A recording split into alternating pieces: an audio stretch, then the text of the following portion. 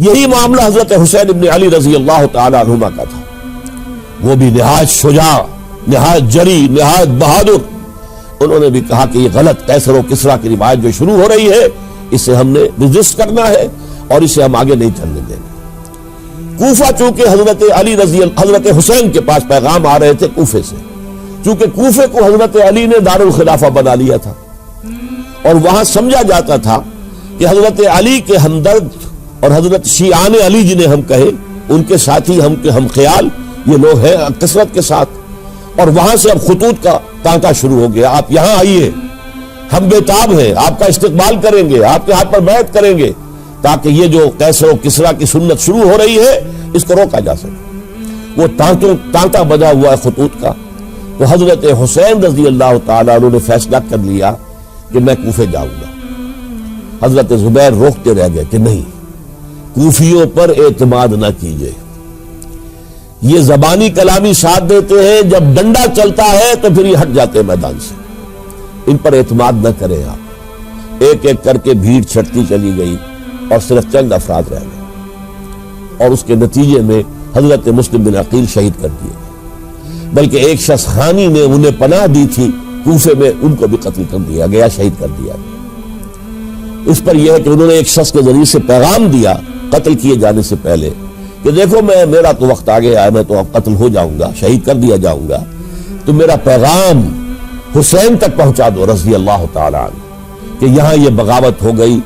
لوگوں نے، کوفیوں نے، الکوفی لا یوفی، کوفی جو ہے وہ پورا نہیں کرتا اپنے عہد کو اور وفا کو.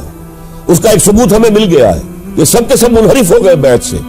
آپ جہاں تک آ گئے وہاں سے واپس چلے جائیے. اور حضرت حسین رضی اللہ تعالیٰ عنہ بامروت انسان، شریف النفس انسان، کیسے ممکن تھا غیرت مند غیور انسان وہ کیسے ان کی بات کو رد کر دیتا. لہذا اچھا چلو چلتے ہیں کوفے کی طرف. آگے بڑھتے چلے گئے، کربلا میں پہنچ گئے. جو کچھ وہاں ہوا ہے پھر آپ کو معلوم ہے. یہ ہے 10 محرم الحرام سن 61 ہجری. کیا مطلب ہے؟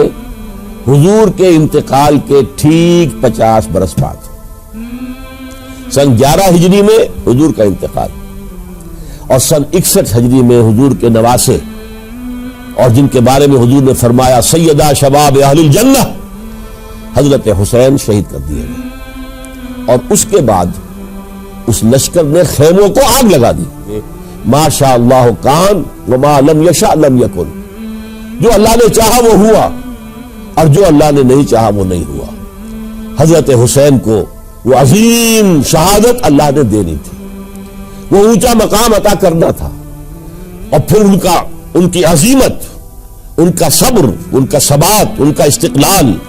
معلوم ہوا کہ اللہ تعالیٰ نے انسانوں کے اندر کتنی کچھ طاقت رکھی ہوئی ہے اور کتنی کچھ صلاحیت اللہ نے ودیعت کی ہے. وہ جس طرح ڈٹے رہے، کھڑے رہے. واقعہ یہ ہے کہ وہ بھی نوع انسانی کے لیے ہمیشہ کے لیے ایک سبق ہے، اور وہ سبق یہ ہے کہ آپ حق، جو بھی آپ حق سمجھے اس حق کے اوپر ڈٹ کر کھڑے ہو جائیں.